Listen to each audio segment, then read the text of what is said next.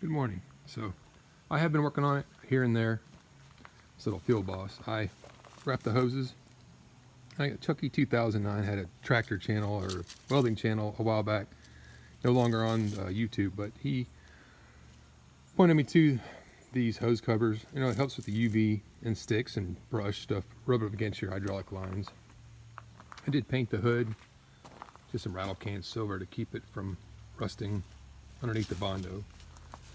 And got the fenders painted.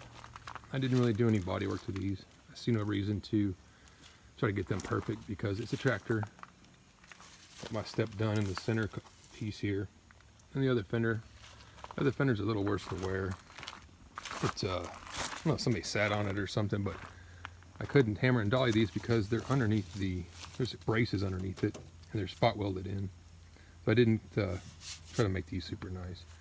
Did clean up the turn signals on either side.